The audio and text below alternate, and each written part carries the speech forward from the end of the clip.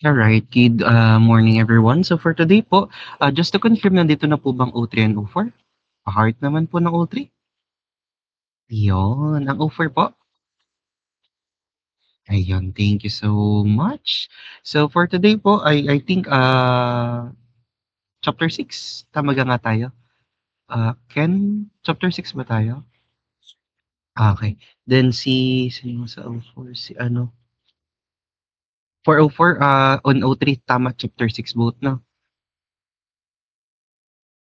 Ayun. So for today, we're going to discuss chapter number 6, which is all about turbines. So let me just share my screen for this one.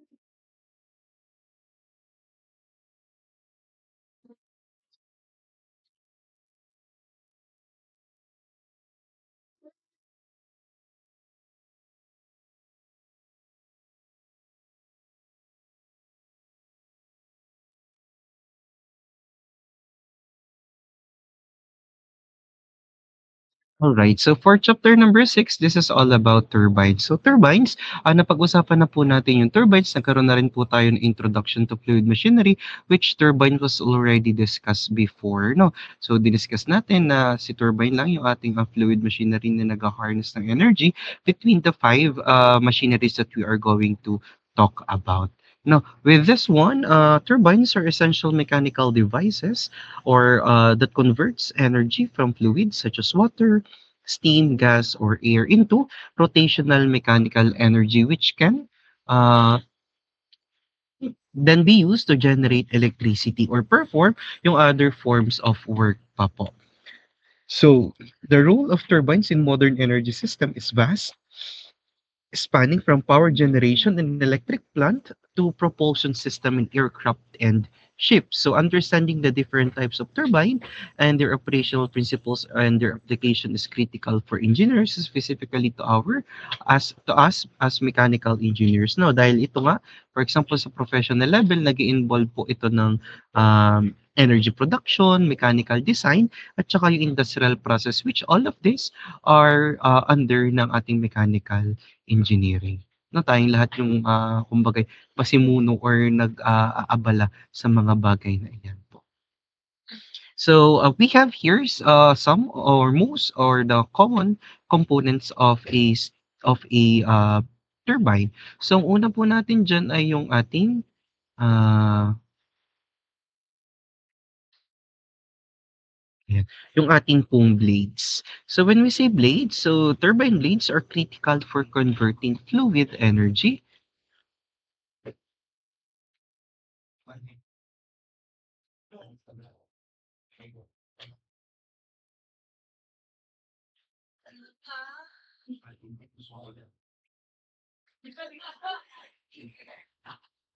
One moment po.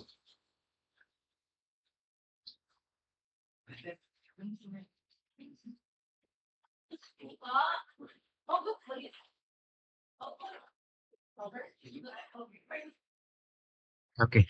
So si blade, turbine blades are critical for converting fluid energy into mechanical uh, work. So siya yung pinaka-crucial or critical element in the conversion process. Kasi sa kanya po nagsisimula or sa kanya nagsisimula yung ating harnessing ng energy. So from this one,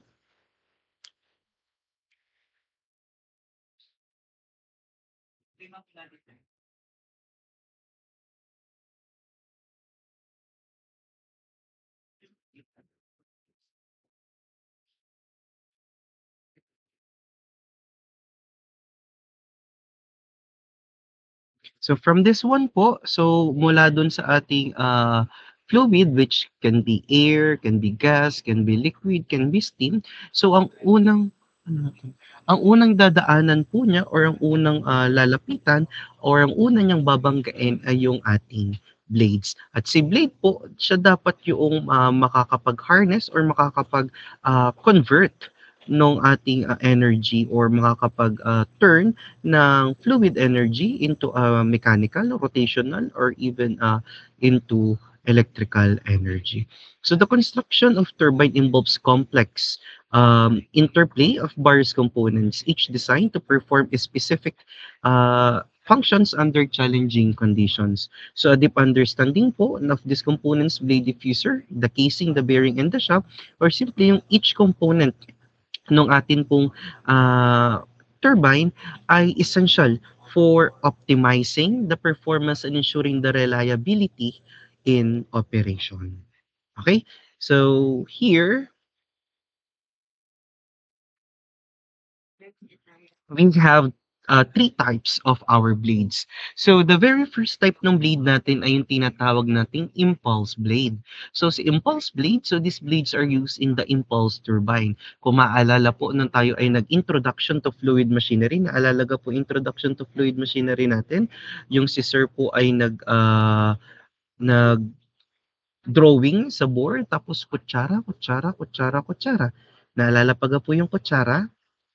Yan, sana naalala yung kutsara, pa-heart naman kung naalala yun. Yung kutsara, yun, naalala pa nga, yung kutsara, kutsara, kutsara, kutsara. Itong kutsara, kutsara, kutsara, ito po yung tinatawag nating impulse turbine. Si impulse turbine ay gumagamit ng tinatawag naman po nating impulse blade. At itong si impulse blade, yung po yung kutsara, kutsarang tinutukoy po ni sir. Yung kada isang kutsarang, yun yung po yung ating impulse blade. So this the fluid so impacts the blade at high velocity, causing them to rotate without significant pressure drop across the blade. So ang ginagawa po niya, so yung fluid natin tatama, no, magkakaroon ng interaction between the fluid and the blade.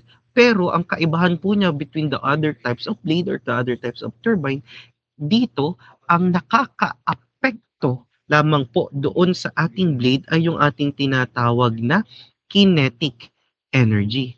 So kinetic energy. So si kinetic energy lang po yung ginagamit natin to rotate the impulse turbine. Again, kapag impulse turbine, si kinetic energy lang yung ating ginagamit to rotate the blade. So wala tayong masyadong pakialam po kay pressure. We are on to the kinetic energy. And when you say kinetic energy, simply we are more into velocity. Okay? Then we also have our reaction turbine. So pag si reaction turbine naman po, reaction turbine in contrast, reaction blades are used in reaction turbine where both our pressure and velocity of the fluid contribute to the rotation. So kung maalala nyo nung nag-drawing po si sir, naalala ka nung nag-drawing si sir, so nung nag-drawing si sir, unang dinrawing ni sir dati ay yung ating um, centrifugal pump. Tapos yung later part ng discussion ni sir nung face-to-face, ay yung sabi ni sir, yung centrifugal pump that is also, babalik na rin lang natin, yun na yung ating tinatawag na centrifugal, I'm sorry, Francis turbine or yung turbine na binaliktad lang, no? O yung pump na binaliktad lang po. So si reaction turbine, kanina si impulse ay kinetic energy lang or velocity lang yung ating ginagamit. Pagdating po natin kay reaction turbine, ang minamaximize na natin is uh, not only the kinetic energy but also the pressure. The pressure plays a great part into the rotation of our rotor or the blades that is used in our turbine. No. So pag reaction turbine, ito naman po ay yung mga Francis, Kaplan at kahit yung propeller turbine ay kino-consider natin bilang isang reaction turbine. Okay? We also have our cooling turbines. Sabi daw po, cooling turbines in high temperature application, so such as gas turbine, cooling blades are often employed. So these blades feature internal cooling channels, allowing them to withstand extreme temperatures and maintain structural integrity. Okay, so this design or the design of this blade must balance thermal performance with our mechanical strength. So simply kapag sinabi po naman natin na um, ang tawag dito, cooling blades, so kino-consider na natin dito ang kinetic energy, kino-consider natin ang velocity, at of course, iko-consider na natin yung temperature. Kasi itong si temperature na to yung magdidikta or yung ating basis kaya siya nagagamit natin as cooling blade. Kasi yung fluid na nag-enter into this kind of blades are those that is in high temperature fluid katulad sa mga steam turbine natin, sa gas turbines. No, pero yung atin naman po mga reaction turbine, the blades, most of the blades are also crafted with high temperature resistance. No, and to better appreciate po yung difference natin, so I have here a sample video for the difference between the reaction and impulse turbine. Welcome to Academic Gain Tutorials. In this video, we will discuss about the major differences between impulse and reaction turbine. Both types of turbine are used in power plants for the generation of electricity. Instead of their same work of producing electricity, they are differing from each other in many aspects. So, here we will discuss various differences among them in detail. Difference number 1. In an impulse turbine, the steam flows through the nozzle and strikes on the moving blades, whereas, in a reaction turbine, the steam first flows through the guide mechanism and then flows through the moving blades.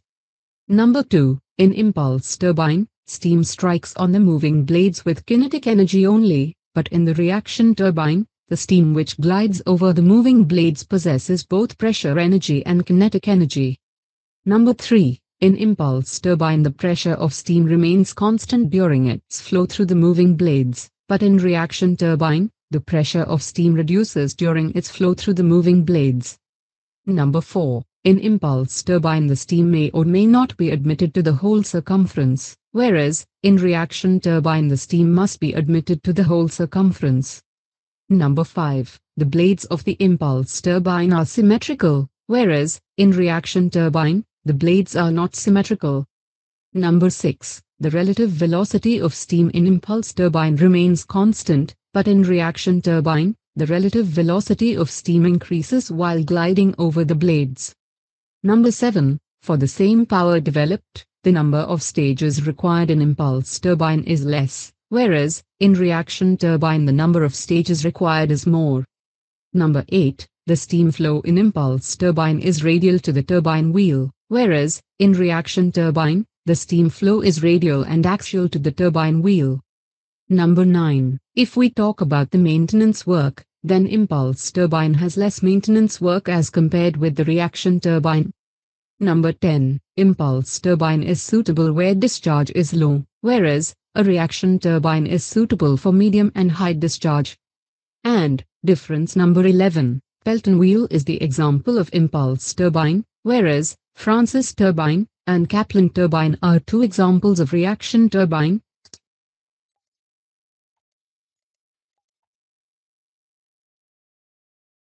That is po the difference between our reaction and an impulse turbine. Kasi same naman po yan with the difference between the reaction blade and the impulse blade. No? So sila na po yun. Okay? So kita rin nyo naman yung drawing doon, no? Yung ating impulse blade at saka yung ating reaction blade. All right. So let's proceed with our classification or with our next component, which is our diffuser naman po.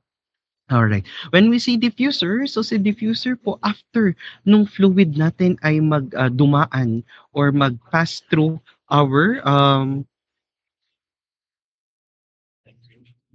mag-pass through doon sa atin pong uh, blades. So yung fluid natin kung mapapansin niyo siyempre yun ay magiging masyadong turbulent or karibok na dahil nga dumaan siya sa rotating, 'di ba?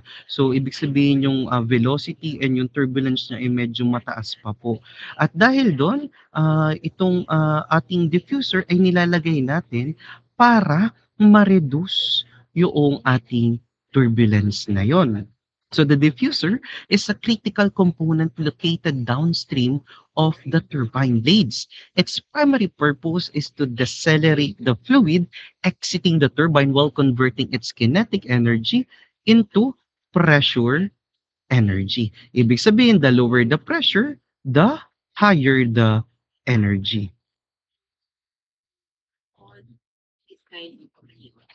Ayan. The lower the pressure, the lower the velocity, the higher the pressure. I'm sorry for that one. Ibig sabihin, nung nireduce natin yung velocity ng ating equipment, ibig sabihin na-reduce din po natin yung, na-increase naman po natin yung kanyang, ang tawag dito, yung kanya pong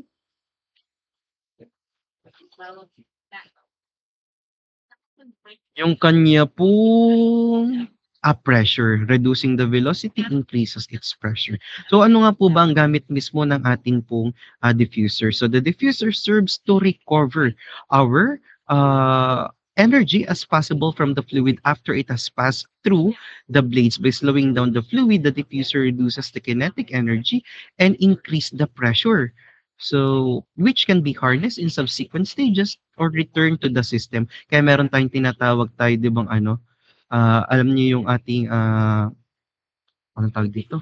Yung single stage turbine or kapag sa Thermo 1, Thermo 2 natin, may low pressure turbine, high pressure turbine, 'di ba? Meron tayong mga ganun po. So that is the use of diffuser para yung after yung fluid ay mag-pass through to our blades, magagamit pa ulit natin into another process po. Particularly sa process natin, yun po ay tinatawag na two-force pressure. Okay? Whereas yung kanyang hati, ayan, Okay, so the next one po, we also have here na pag-aralin na po itong ating two-force member under the it creates a triangular.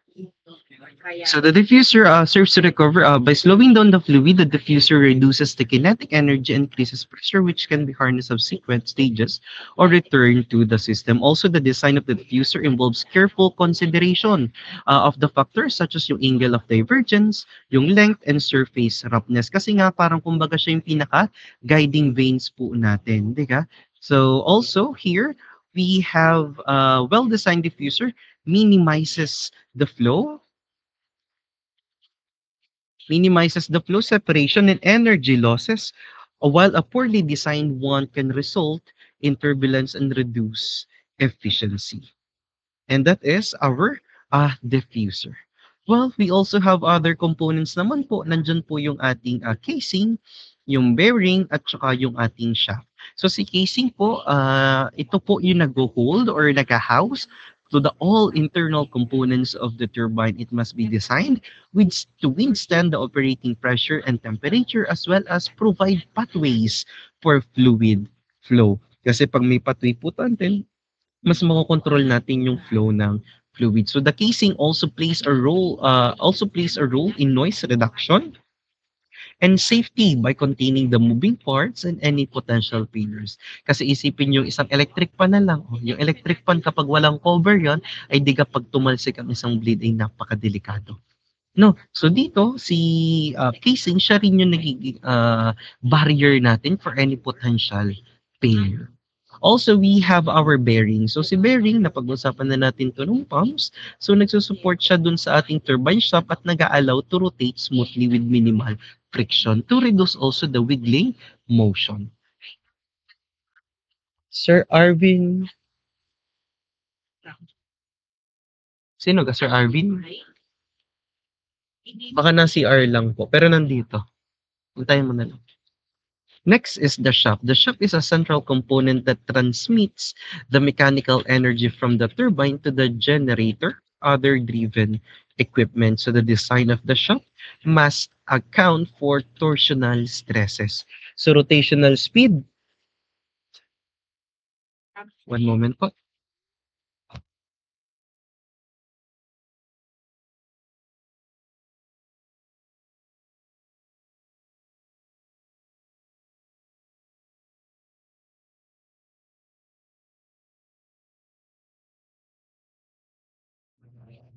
So the design of the shaft must account for torsional stresses, rotational speed, and alignment with the bearing other components. So si shaft naman siya po yung nagdudugtong sa ating turbine papunta kay ating um, generator. So yun naman napag-usapan na natin at alam nyo naman pong itsura no, ng casing bearing at ng ating shaft. We now go ahead with the classification of turbines. So si turbines po ay naka-classify natin into two based on the working fluid at based on energy conversion. So based on working fluid, so steam turbines utilizes steam as working fluid typically in power plants where steam is generated in boilers and expanded through the turbine to generate electricity. Yung computation natin ng thermo 1, thermo 2, having our steam as our working fluid, no, hindi ka tayo nag-compute noon, in-identify nyo pa yung mga superheated vapor, kung saan siya yung dadaan sa turbina para makalculate nyo yung power. So yung steam na yun, dahil steam po yung ating fluid na minamaximize or ginagamit in or hinaharnessan ng energy. So ang tawag po sa mga turbines na gamit natin doon is steam turbine. While, pag sinabi naman po natin gas turbine, sa mga nagko-combustion ngayon, sa tingin ko lahat naman kayo nagko-combustion, di kayong ating fuels, ating i-burn. No? Tapos yung combustion ay nakaka-create tayo doon ng hot flue gases or hot gases. Si hot gases na to, na high in velocity or high in pressure, sila naman po yung nagpo-push or nagro-rotate ng ating mga turbine. Dahil gases po ang ating fluid, working fluid, tawag po sa mga turbine natin ay gas turbines or turbines. No. Nasa anong process niyo na sa combustion po ngayon? Nasa gas processes na po kayo sa combustion? Gas cycle? Ay, walang sumagot, walang nagko-combustion ngayon. So sorry akin. Fuels na yung balancing. Yan ang pinakamasaya, oo. Nakaka-enjoy yan yung sa fuels. Yung ibabalance nyo with the air and with everything, with oxygen. Okay. Next po ay yung ating hydraulic turbine. So sa hydraulic turbines naman po, from the term hydraulic, na nag-harness po through the use of water or H2O. So primarily in hydroelectric power plants or katulad nung nag-fluid mechanics tayo, na kinukompute natin sa mga dams. Dams. Alright. Next po ay yung ating wind turbine. So sa wind turbine naman po natin ay nagka-capture ng kinetic energy of wind to generate electricity, playing a significant role in renewable energy. When we say wind turbine naman po, so sa wind turbine ay ginagamitan naman po natin ng wind, which is ito po yung inyong gagawin sa inyong design project. So nag-identify pa ako ng eksaktong wattage na gusto ko na itatry nyo i-achieve, no? Baka naman mapa-OA ang wattage ko, hindi naman kaya. Kaya sooner ko or maybe pipilit si sir na makapagbigay ng pattern for your design project number 2 or wind turbine. Next po ay yung based on energy conversion. Ito yung pinanood natin kanina. So impulse turbine at saka si reaction turbine. Again, pag impulse turbine, that is kinetic energy alone, while reaction turbine, that is pressure and kinetic energy. Okay, malinaw? Malinaw dapat. Then, ang turbines natin nahati sa dalawa. Again, that is the reaction and impulse turbine. When we say reaction turbine, pwede natin mayroong dalawang classification ulit, which is the Francis and the Kaplan or propeller turbine. To better appreciate po, I have here a sample video of the Kaplan turbine. At tumitibay pa rin. Kaya mag-new Fairbrand Adult Plus.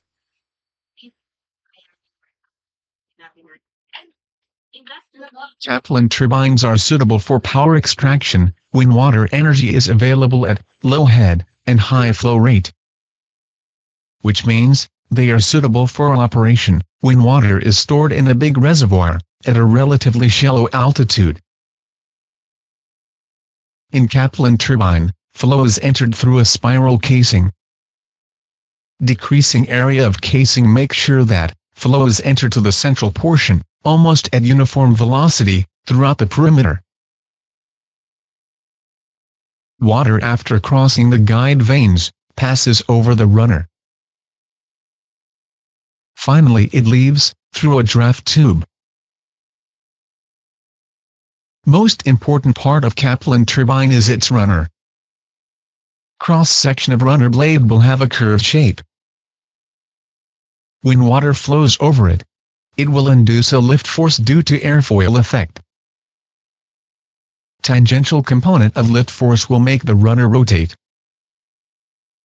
This rotation is transferred to a generator, for electricity production.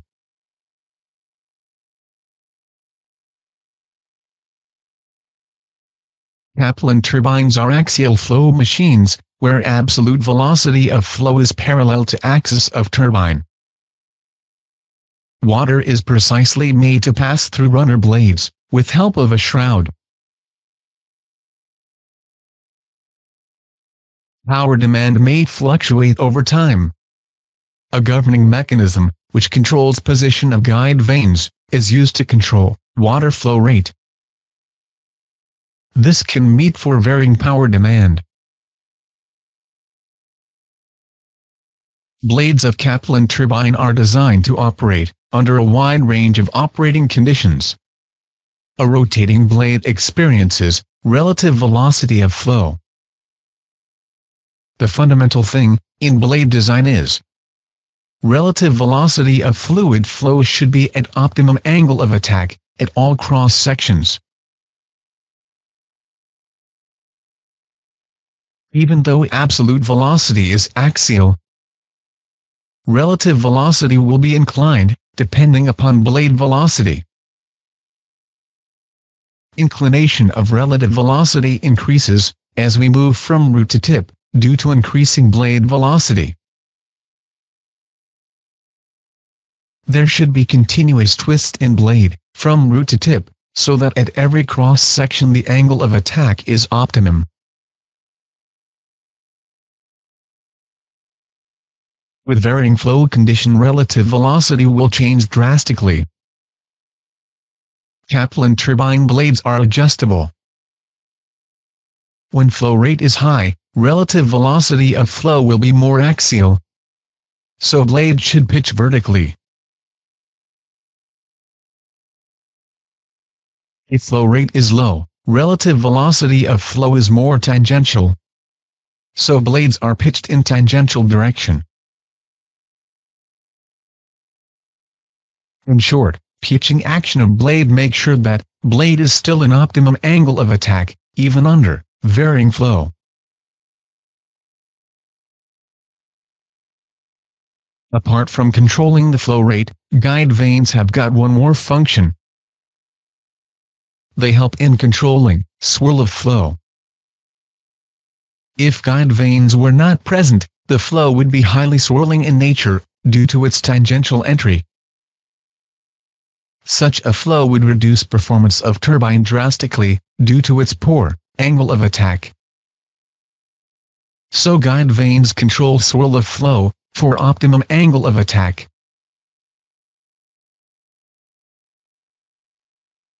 Biggest challenge in design of Kaplan turbine is how to overcome problem of cavitation, which causes material erosion and vibration. Cavitation is unavoidable in Kaplan turbine, since in most of the regions, pressure goes very low. But damage due to cavitation can be reduced by using suitable blade material, and use of anti-cavitation fin.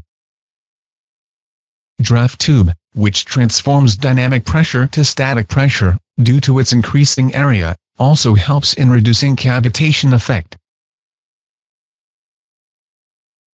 Thank you. Hope you got a good understanding on Kaplan turbines. All right. And also, For our reaction, Francis turbine naman po. So here is our Francis turbine. Ang member boyfriend, Velvety diamond-shaped Di ba? Ang chocolate, ganda ng crunchy, filling. laro. Joke. Use Solstice throat spray. Solstice Spray anytime, anywhere. Yan. For our Francis Francis turbines are the most preferred hydraulic turbines. It contributes about 60% of the global hydropower capacity, mainly because it can work efficiently under a wide range of operating conditions. Most important part of Francis turbine is its runner. It is fitted with a collection of complex-shaped blades. In runner, water is entered radially and leaves axially. During the course of flow, water glides over runner blades. Francis turbine blades are specially shaped. You can note that blades are having thin airfoil cross-section. So when water flows over it, a low pressure will be produced on one side and high pressure on the other side. This will result in a lift force. You can also note one more peculiar thing about the blade. It is having a bucket kind of shape towards the outlet.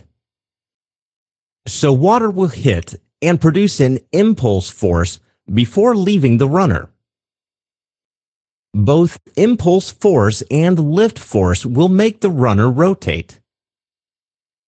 So Francis turbine is not a pure reaction turbine. A portion of force comes from impulse action also. Thus, as water flows over runner blades, both its kinetic and pressure energy will come down. Since flow is entering radially and leaves axially, they are also called mixed flow turbine. Runner is connected to generator via a shaft for electricity production. This arrangement is fitted inside a spiral casing. Flow is entered via an inlet nozzle.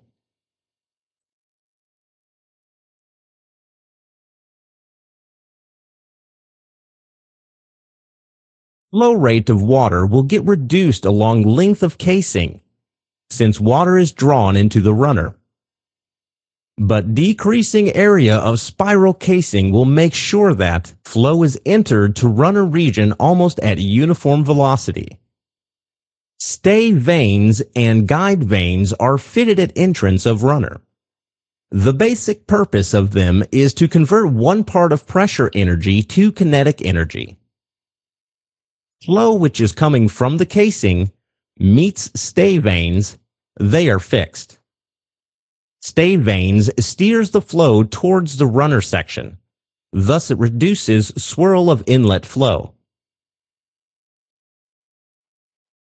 Demand for power may vary over time.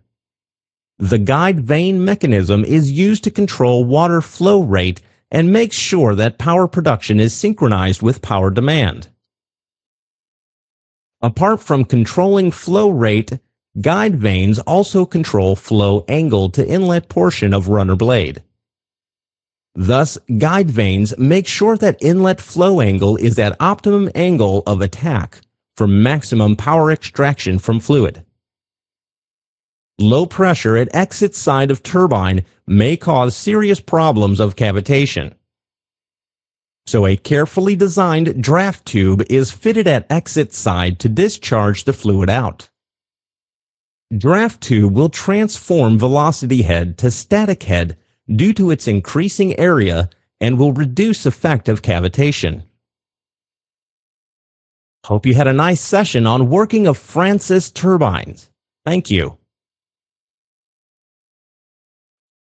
And that is for our Francis turbine. Also, that is all for our chapter number 6. But let me reshare a video that will discuss or that will summarize for our chapter number 7. So, konti na lang po ito.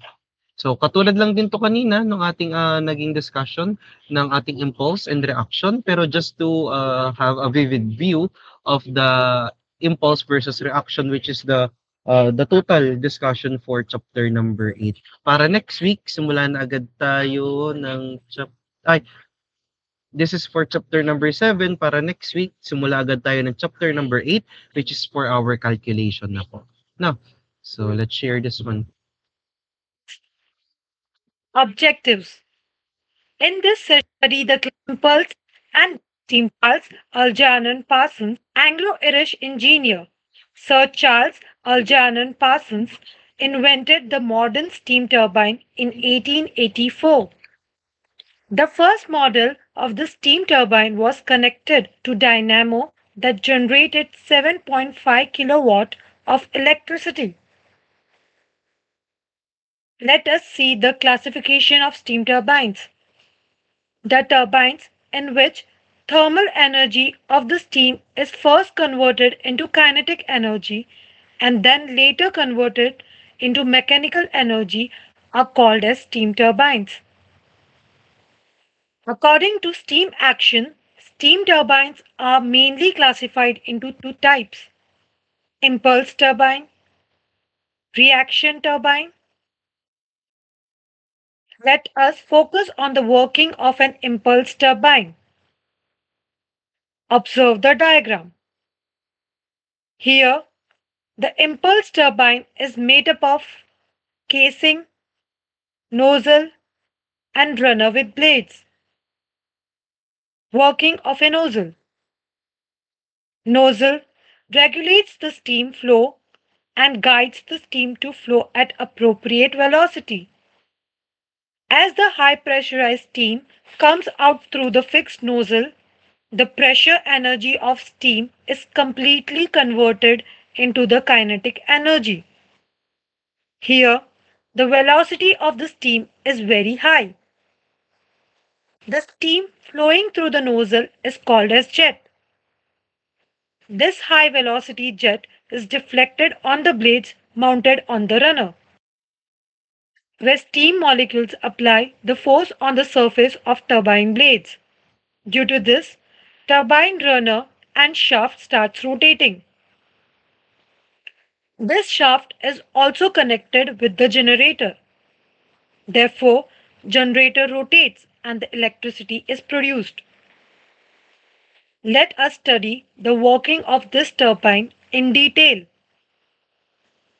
The diagram shows the principle behind the working of impulse turbine. In this turbine, steam pressure remains constant while flowing through the moving blades.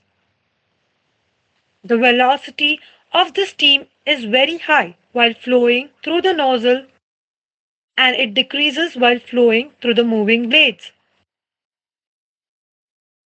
Now, let us focus on the working of reaction turbine. In this turbine, the nozzles are attached with the guide wheel. These nozzles convert some part of the pressure energy into kinetic energy. The steam flowing through the nozzle is called as jet. This jet is passed through the moving blades with pressure and kinetic energy. The steam molecules exert the force on the blades and this causes the turbine runner and shaft to rotate.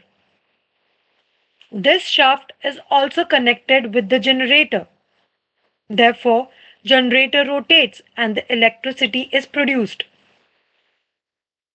In reaction turbine, the steam expansion occurs continuously while passing through the blades. Thus, the steam pressure falls gradually. Whereas in impulse turbine, pressure of the steam is constant while flowing through the blades. In reaction turbine, the velocity of the steam decreases while flowing through the moving blades. Advantages of the steam turbines. It has immense load bearing capacity. It is highly reliable. The cost of maintenance and lubrication of steam turbine is less. The steam turbine works with any type of boiler. However, steam turbines also have some disadvantages. There is some specific amount of time required to start and stop the turbine. It also needs expensive high pressure boilers to produce steam. Let us view the applications of steam turbines. The steam turbines are mainly used in the steam power plants. For example, thermal power plant, geothermal power plant, nuclear power plant, and solar power plant. In this session, we learned about the history of steam turbines, classification of steam turbines. After that, we studied the working of impulse and reaction turbines. Then we went through advantages and disadvantages of the steam turbines. And finally, we listed the applications of steam turbines.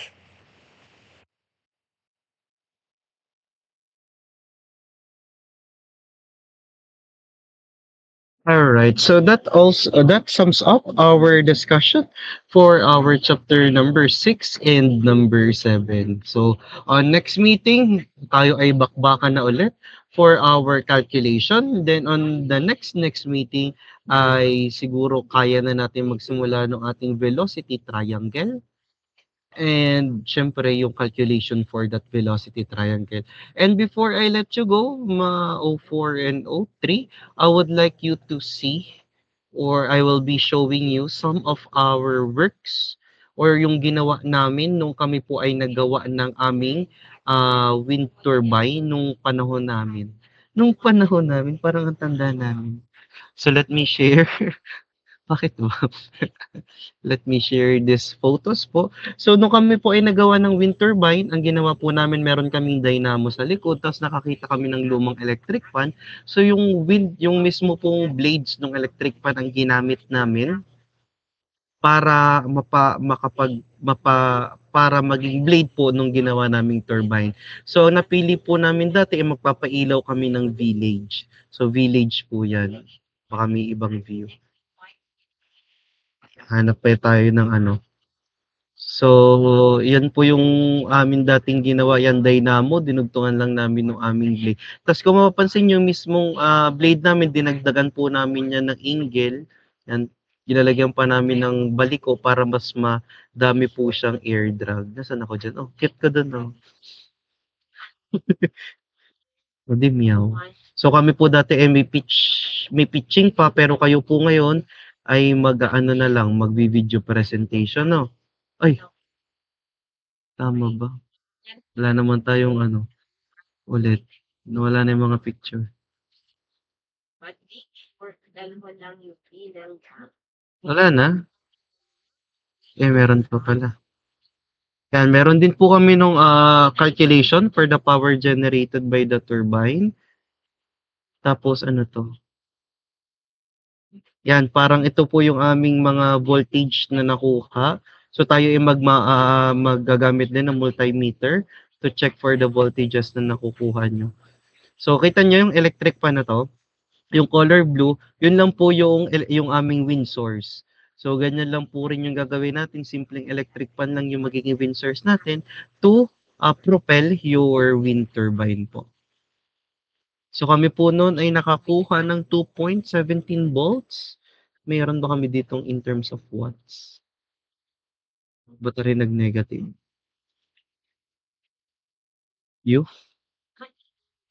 Naka-voltage po. Parang 2.16 ang highest namin.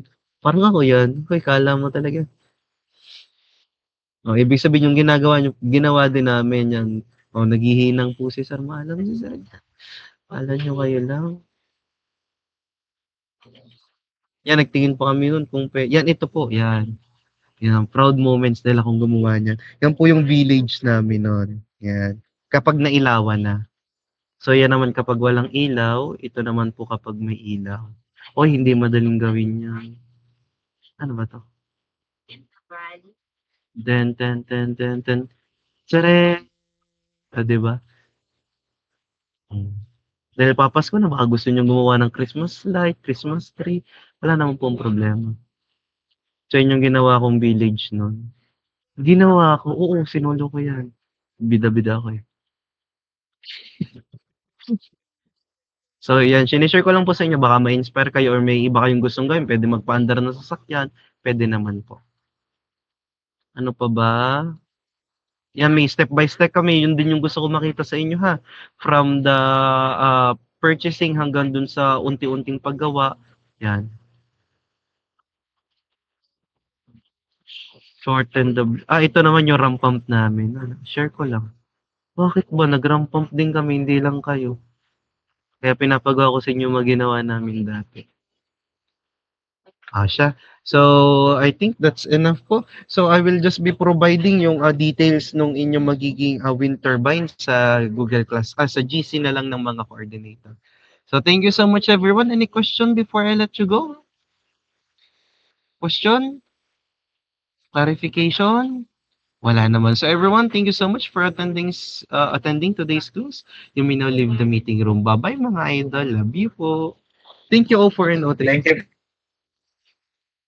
Thank you. Thank you po.